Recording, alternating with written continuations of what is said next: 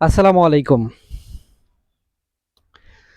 প্রিয় বন্ধুরা, বর্তমান বাংলাদেশে তেল নিয়ে যত তেলেস্মাতি শুরু হয়েছে, যত অভাব অনাটন শুরু হয়েছে তেল নিয়ে, আসলে এটা বলার ভাষা নেই।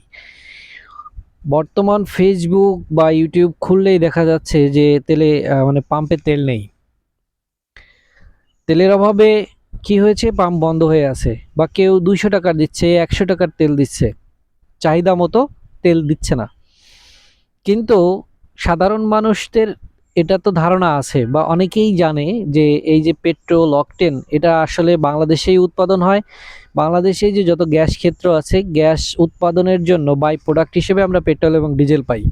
এটা আগের যে সাবেক প্রধানমন্ত্রী ছিলেন শেখ হাসিনা, তিনিও কিন্তু এটা অনেকবার বলেছেন জনসম্মুখে।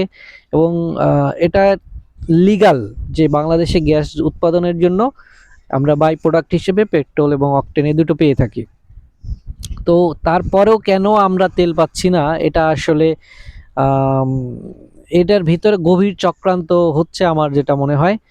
কারণ দাম বাড়ানোর জন্য সিন্ডিকেট শুরু হয়েছে। এই সিন্ডিকেট চক্রটাকে আসলে বাংলাদেশের সরকারের পক্ষে ভাঙা এটা অসম্ভব।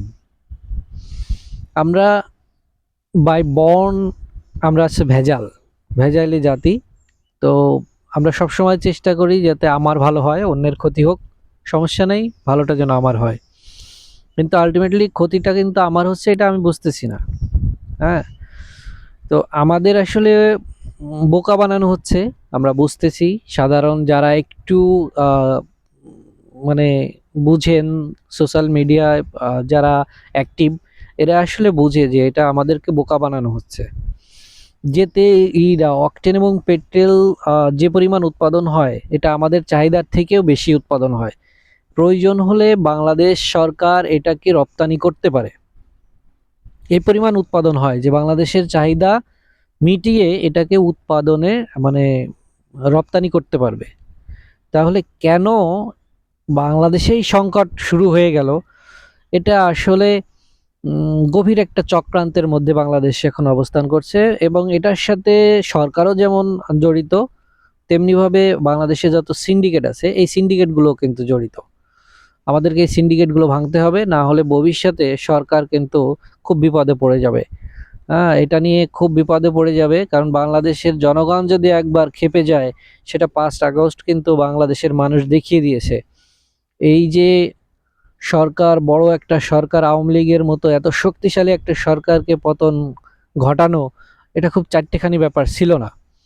যাই হোক, সেটা কিন্তু বাংলাদেশের মানুষ, সাধারণ জনগণ, ছাত্র সবাই মিলেই কিন্তু এই অসম্ভবকে সম্ভব করেছে।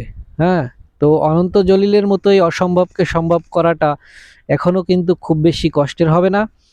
তাই এই যত সিন্ডিকেট আছে, আমার মনে হয় এই সিন্ডিকেটগুলো এখন ভাঙা উচিত।